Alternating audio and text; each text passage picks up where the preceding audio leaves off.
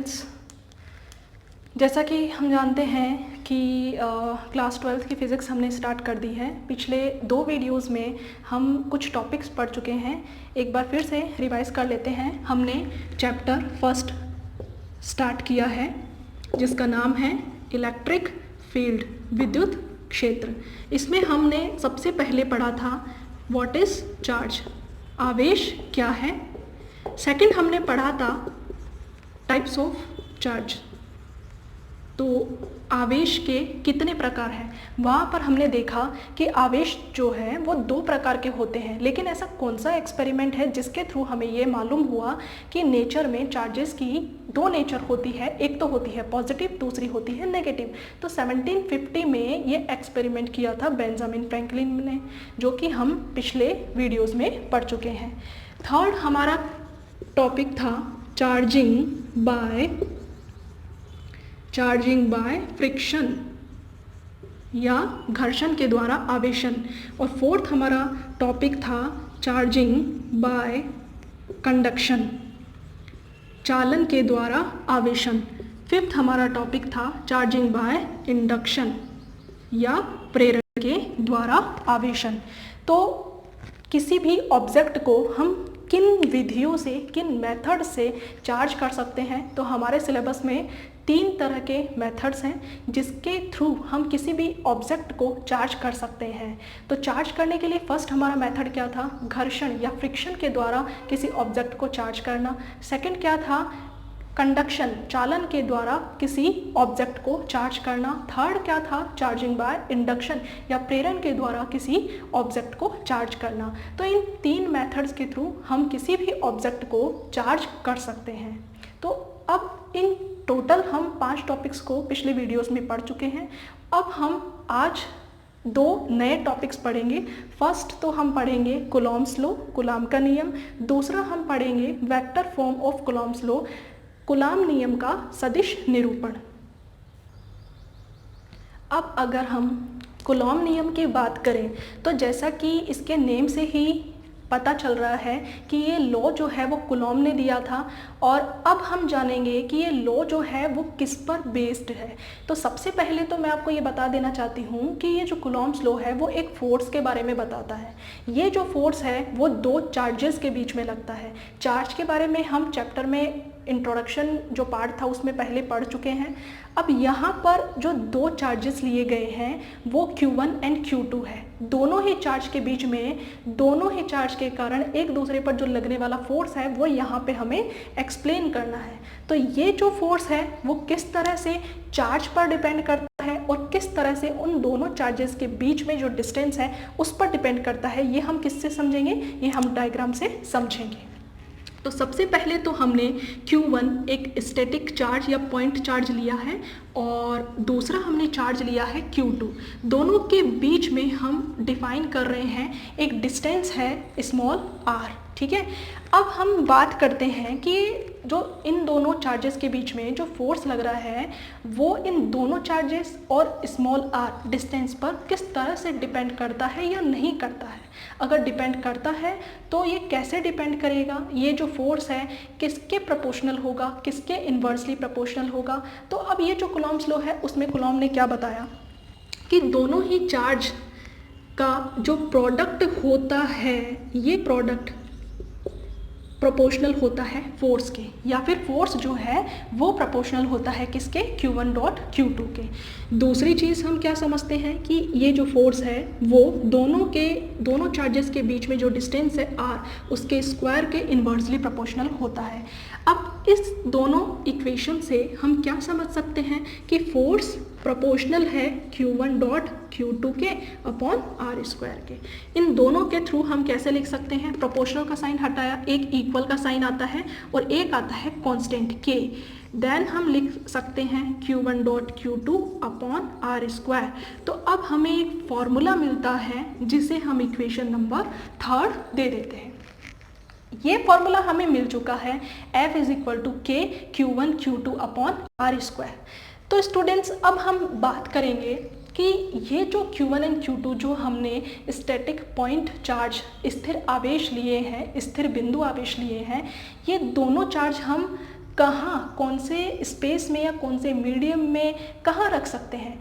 तो इसके दो टाइप्स यहाँ पे डिफाइन किए गए हैं। फर्स्ट टाइप में अगर ये दोनों चार्ज एयर या वैक्यूम में है, अगर एयर या वैक्यूम में है तब फोर्स की वैल्यू क्या होगी। दूसरा टाइप क्या है, अगर ये दोनों चार्ज किसी मीडियम में है तब इन दोनों के बीच में लगने वाले फोर्स की वैल्यू क्या होगी।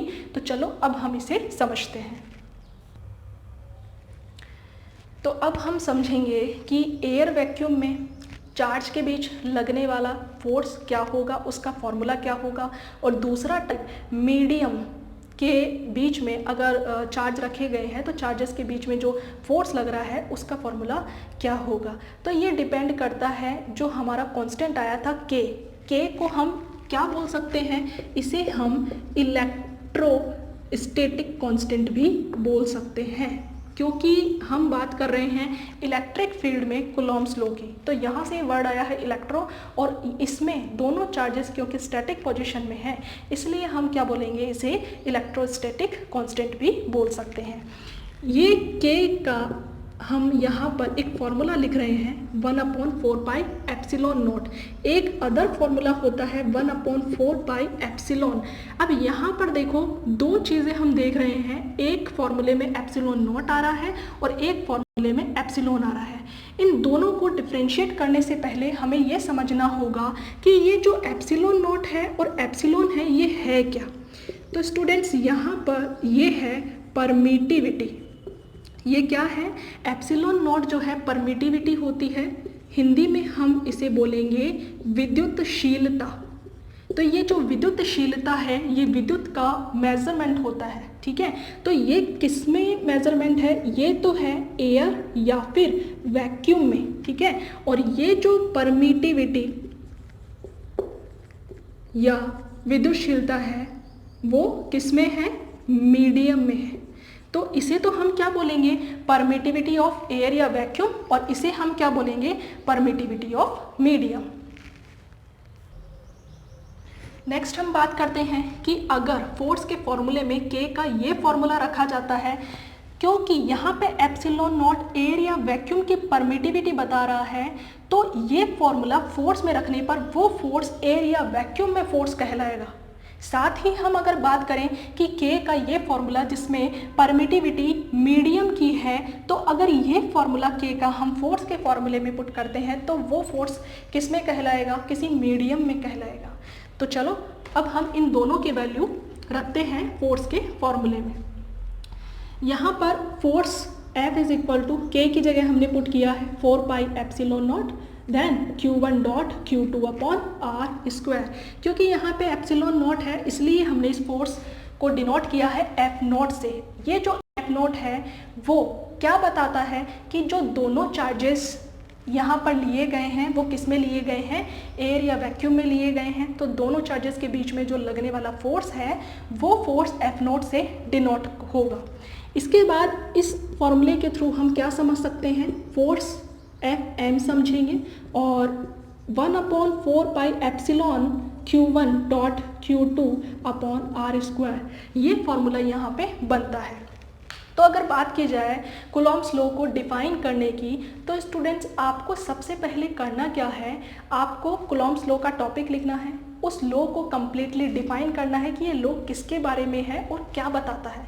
साथ ही आपको एक डायग्राम बनाना है, डायग्राम बनाने के बाद उसका पूरा डेरिवेशन डिराइव करना है और एक बेसिक फार्मूला निकालना है जो कि क्या होता है, F इज इक्वल टू के Q1 Q2 upon R square. ठीक है, ये फॉर्मूला निकालने के बाद हमें क्या डिफाइन करना है कि के दो फॉर्मूलाज होते हैं, दो वैल्यूज़ होती है।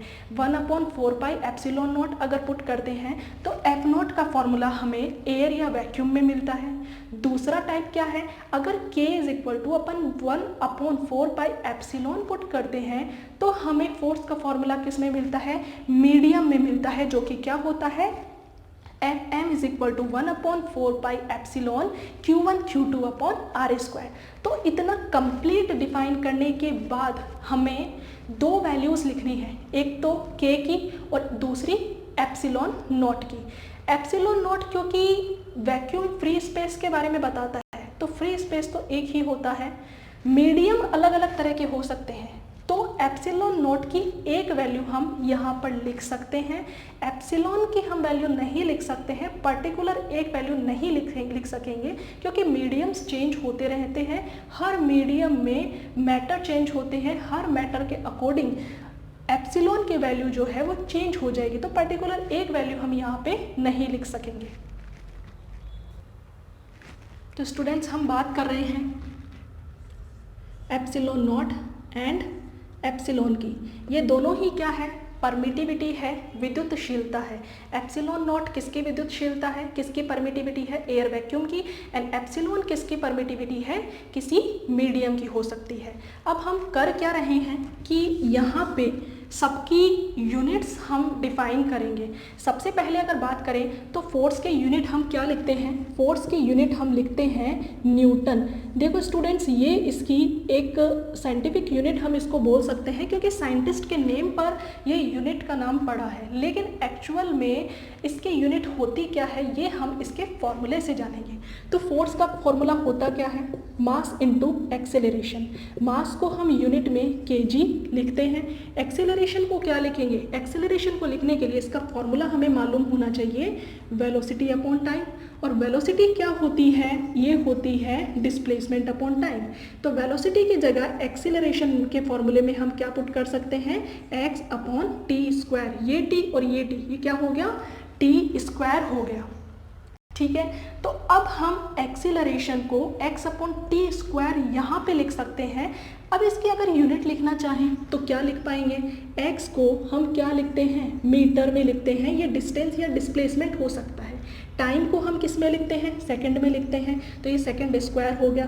तो यहाँ पर हम देखते हैं कि फोर्स की एक्चुअल यूनिट तो उसके फॉर्मूले से ही हमने निकाली थी। अब इसको केजी मीटर पर सेकेंड स्क्वायर को नाम दिया गया न्यूटन।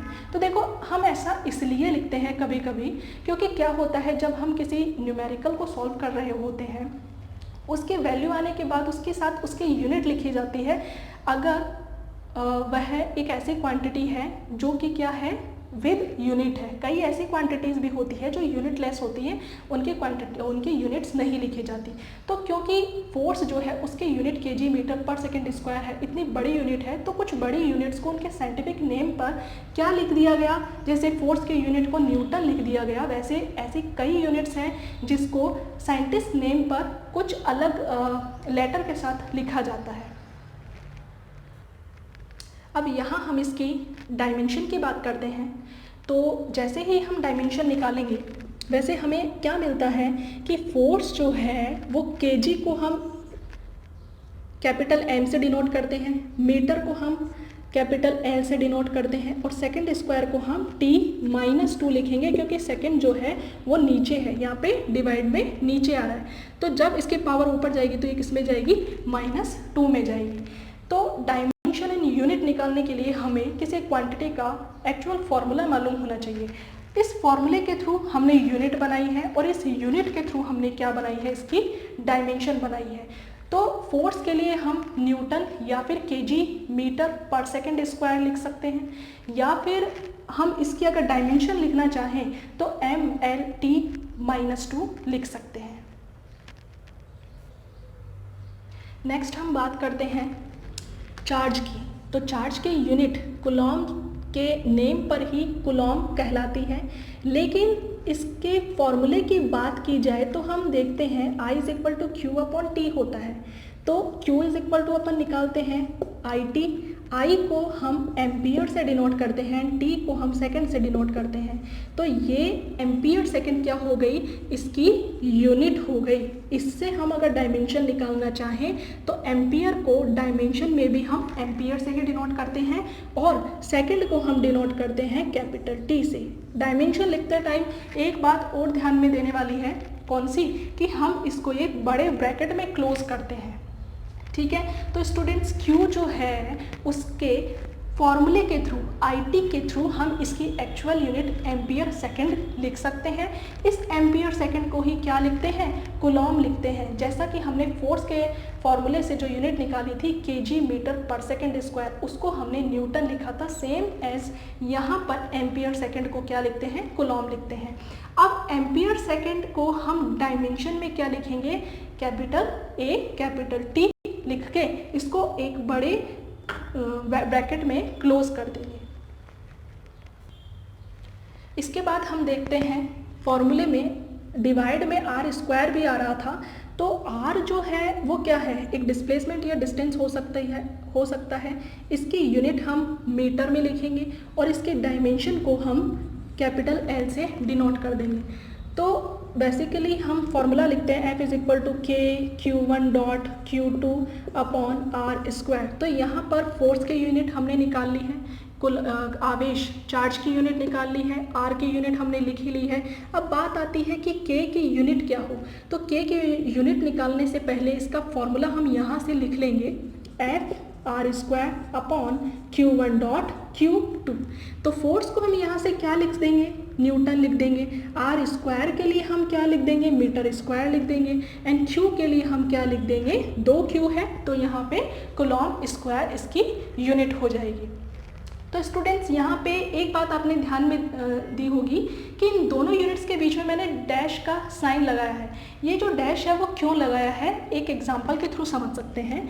अगर मैं लिखूँ ये और एक में लिखूं ये, तो इन दोनों को हम यूनिट में किस तरह से बोलेंगे, तो फर्स्ट को हम बोलेंगे सेंटीमीटर और दूसरे को हम बोलेंगे कूलॉम मीटर।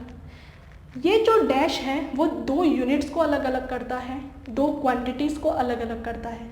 तो अगर इस तरह की कोई कन्फ्यूज़न हो तो ये कन्फ्यूज़न नहीं होने के कारण हम क्या यूज़ करते हैं, इस डैश का यूज़ करते हैं। फर्स्ट वाले में हम इसको सेंटीमीटर पढ़ेंगे क्योंकि ये डायरेक्टली लिखा जा रहा है cm, तो सेंटीमीटर, और एक बार c है, एक दूसरी बार क्या है यहाँ पे m है, तो इसको हम क्या पढ़ेंगे, कूलॉम मीटर लिखेंगे। इसीलिए इन दोनों के बीच में हम डैश लगाते हैं ताकि हम इसे newton metre square upon coulomb square पढ़ सकें।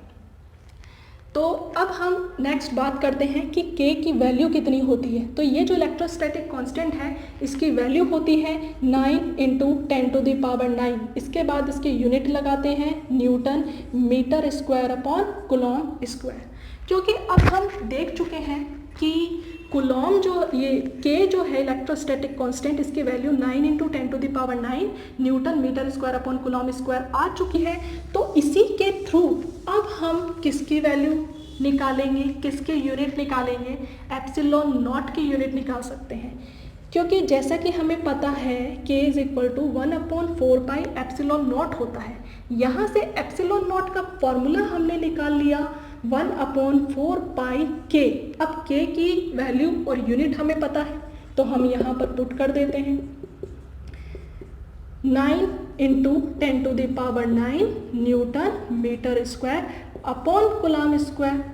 तो अब हम इसको जब इसको सॉल्व करते हैं तो हमारे पास एक वैल्यू आती है 8.85 × 10⁻⁻12। और ये जो यूनिट है इसमें जो डिवाइड में कूलॉम स्क्वायर है वो यहाँ आ जाता है और इसमें डिवाइड में बच जाता है Newton metre square.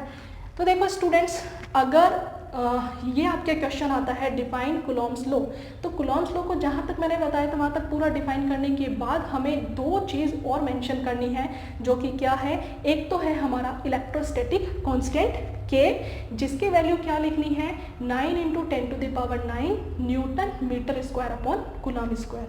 And epsilon naught ये क्या है, परमिटिविटी ऑफ वैक्यूम। तो वैक्यूम या एयर की परमिटिविटी हम डिफाइन कर सकते हैं क्योंकि फ्री स्पेस तो एक ही होता है, इसलिए K के फॉर्मूले से हम ये लिख सकते हैं और इसकी यूनिट जो है वो क्या हो जाएगी, coulomb square upon newton metre square. तो स्टूडेंट्स, हमारा नेक्स्ट टॉपिक है vector form of Coulomb's law. Coulomb नियम का सदिश निरूपण हमें करना है, क्योंकि हम पहले पढ़ चुके हैं कि कूलॉम्स लॉ में हमने दो चार्जेस लिए थे Q1 और Q2। अब मान लो Q1 पर Q2 के कारण फोर्स लग रहा है, उसके डायरेक्शन इस तरफ है, Q2 पर Q1 के कारण फोर्स लग रहा है, उसके डायरेक्शन इस तरफ है। तो यहाँ पे डायरेक्शन की बात हो रही है ना, तो अब अपन को क्या करना है कि कूलॉम्स लॉ का वेक्टर फॉर्म में डेरिवेशन करना है। तो चलो करते हैं। हमने एक सरफेस लिया है x एंड y, एक ओरिजिन है, यहाँ पर दो चार्जेस हैं Q1 एंड Q2, दोनों का ओरिजिन से ये वेक्टर्स हैं R1 एंड R2। ये क्या कहलाते हैं? ये स्थिति सदिश कहलाते हैं, ये वेक्टर्स कहलाते हैं, पोजीशन वेक्टर्स। तो मान लो एक डायरेक्शन ये है, एक डायरेक्शन ये। किसके डायरेक्शन है ये? जब चार्ज Q1 पर चार्ज Q2 के कारण फोर्स लगता है, तो यहाँ पर हम मान लेते हैं F12 फोर्स लग रहा है। 1 का मतलब है Q1 पर, 2 का मतलब है Q2 के कारण। तो जिस पर लग रहा है उस नंबर को हम पहले लिखते हैं और जिसके कारण लग रहा है उस नंबर को हम बाद में लिखते हैं। सेम इसी तरह से हम क्या करेंगे, जब Q2 पर Q1 के कारण फोर्स लगेगा तब उस फोर्स को हम क्या लिखेंगे? F21 लिखेंगे। अब क्योंकि ये सारे क्या है? वेक्टर्स है, वेक्टर्स में डायरेक्शन होती है, तो ओरिजिन से ये पोजीशन वेक्टर किसके लिए जाता है? ये Q1 के लिए जा रहा है, तो इसकी ये डायरेक्शन हो गई। ये Q2 के लिए पोजीशन वेक्टर है, तो इसकी डायरेक्शन ये हो गई। अब बात आती है इन दोनों के बीच में ये डिस्टेंस जो है उसमें ये डायरेक्शन अपन ने ली है, क्योंकि एक बार में हम एक ही डायरेक्शन ले सकते हैं। एक बार में कोई एक ही चार्ज दूसरे चार्ज पर फोर्स लगा सकता है, दोनों चार्ज एक साथ एक दूसरे पर फोर्स नहीं लगाएंगे। इसलिए इन दोनों के बीच में ये जो वेक्टर है वो सिर्फ एक डायरेक्शन को अभी शो कर रहा है। इसका मतलब क्या है? F1 पर फोर्स लग रहा, Q1 पर फोर्स लग रहा है Q2 के कारण, जिसको क्या कहेंगे? F12 कहेंगे। सिमिलरली हम क्या बोलेंगे कि Q2 पर अगर Q1 के कारण फोर्स लगेगा तो उसको हम क्या कहेंगे? F21 कहेंगे। और उस वक्त ये वाली जो वेक्टर है उसकी डायरेक्शन ये ना होकर ये वाली मानी जाएगी। अब हम यहाँ पर क्या लिख सकते हैं? यहाँ पर हम R12 लिखेंगे इस डायरेक्शन को। अगर हम डायरेक्शन कौन सी लेते? ये डायरेक्शन लेते तो इसको हम क्या लिखते? 21 लिखते, R21 वेक्टर लिखते। ये चीज़ हम 11th क्लास में समझ चुके हैं कि अगर दो वेक्टर है, मान लो दो वेक्टर हमने इस तरह से लिए हैं, तो थर्ड वाला वेक्टर अगर ये लिया है, मान लो ये A है और ये B वेक्टर है, तो ये जो C वेक्टर है उसको हम किस तरह से डिफाइन करेंगे? C वेक्टर जो है वो दोनों डायरेक्शन को मिला के आएगा। या फिर हम किस तरह से समझ सकते हैं कि दो डायरेक्शन जो क्या है? सेम है, यानी यहाँ पे दो डायरेक्शन कैसी जा रही है? B एंड C जा रही है। इन दोनों का तो हम क्या करेंगे? एडिशन करेंगे और ये दोनों डायरेक्शन किसके इक्वल हो जाएगी? थर्ड वाली डायरेक्शन के इक्वल हो जाएगी। ठीक है, तो इसको हम यहाँ पर जो हम R1 R2 ले रहे हैं उसी के थ्रू समझते हैं। मान लो हमने ये R1 वेक्टर लिया है और ये कौन सा लिया है? R2 वेक्टर लिया है। ठीक है, थर्ड वाली डायरेक्शन हम ये मान रहे हैं, तो इसको हम क्या मानेंगे? R12 लिख रहे हैं। अब इसका अगर अपन को सॉल्यूशन चाहिए तो वो किस तरह से मिलेगा? सबसे पहले तो हमें दो ये डायरेक्शन देखनी है जो एक के बाद एक डायरेक्शन आगे की तरफ बढ़ रही है। तो इसको क्या लिखेंगे हम? इन दोनों का हमें एडिशन करके थर्ड वाली के इक्वल लिखना है। तो हम क्या करेंगे? R2 vector plus R12 vector equals to किसके? R1 वेक्टर के। तो इसका अगर हमें सॉल्यूशन चाहिए तो वो कैसे मिलेगा? R1 vector minus R2 vector इसका सॉल्यूशन होगा। सिमिलरली अगर हम बात करें, ये दोनों डायरेक्शन हमने R1 और R2 ली है, थर्ड वाली जो डायरेक्शन है वो अब हमने ये मान ली है और इसको हम क्या लिखेंगे? R21 वेक्टर लिखेंगे। तो अब कौन से दो वेक्टर्स आपस में जुड़ेंगे? कौन से दो वेक्टर्स आपस में ऐड होंगे? क्योंकि ये दोनों डायरेक्शन क्या है? आगे की तरफ बढ़ रही है, तो इन दोनों का ऐड होके थर्ड वाली के इक्वल हो जाएगा। तो अब R1 plus R21 vector is equal to R2 vector लिखा जाएगा। अब हम क्या लिखेंगे? ये जो R21 वेक्टर है इसका सॉल्यूशन कैसे निकालेंगे? R2 माइनस R1 वेक्टर हो जाएगा। तो एक तरह से सॉल्यूशन निकालने के लिए कि R12 वेक्टर जो है वो R1 माइनस R2 वेक्टर के बराबर होगा और R21 वेक्टर जो है वो किसके बराबर होगा, R2 vector minus R1 vector के बराबर होगा। इसके बाद हम पढ़ते हैं कि F21 एंड F12 इसके हमें कुछ फॉर्मूला निकालने हैं। तो F21 को अब हम क्योंकि इसके वेक्टर फॉर्म पढ़ रहे हैं तो 21 के ऊपर हम क्या लगा देंगे, एक डायरेक्शन लगा देंगे। फॉर्मूला क्या था, K Q1 Q2 upon R square formula था। अब यहाँ पे एक यूनिट वेक्टर भी आ जाएगा जिसको हम क्या लिखेंगे, R12 कैप। तो जब भी हम किसी फॉर्मूले को एक वेक्टर फॉर्म के रूप में लिखते हैं तो उस क्वांटिटी को वेक्टर के रूप में हम लिखेंगे और साथ ही यहाँ पे क्या लगाएंगे, उसका एक यूनिट वेक्टर लगाते हैं जिसका मैग्नीट्यूड क्या होता है, मैग्नीट्यूड 1 होता है। ये केवल एक डायरेक्शन को शो करता है। तो यहाँ पे यहाँ पर 21 आएगा। 21 की जो डायरेक्शन है उसी तरह से ये यूनिट वेक्टर की डायरेक्शन होगी। इसके साथ ही हम F12 को क्या लिख सकते हैं, K Q1 Q2 upon R square और R12 कैप लिख सकते हैं। अब क्योंकि यहाँ पर ये जो R है उसको हम लिखेंगे 21 और इसको हम क्या लिखेंगे, 12 लिखेंगे, क्योंकि हम इसका फॉर्मूला निकाल चुके हैं।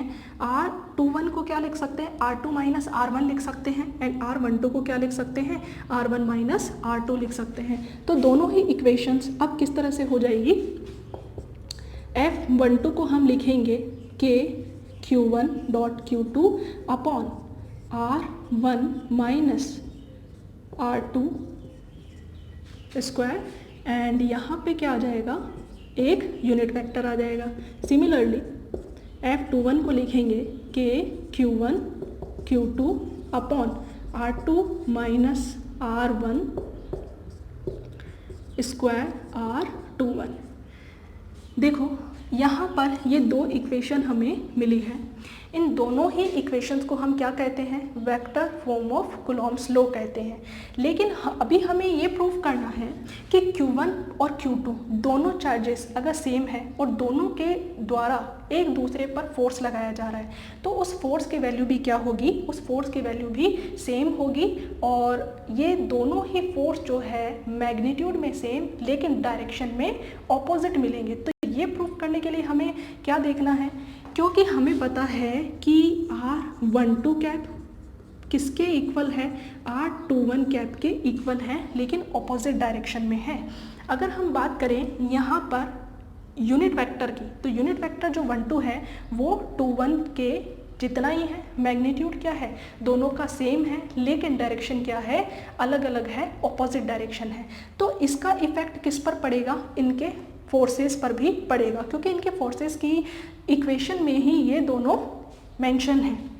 तो अब हम क्या लिख सकते हैं कि 12 की जगह, यहाँ पर 12 की जगह हम माइनस 21 भी तो ऐड कर सकते हैं। तो फर्स्ट इक्वेशन से F12 जो है वो क्या हो जाएगा, K Q1 Q2 upon R1 vector minus R2 vector square और यहाँ पर क्या हो जाएगा माइनस R21 कैप लिख देंगे।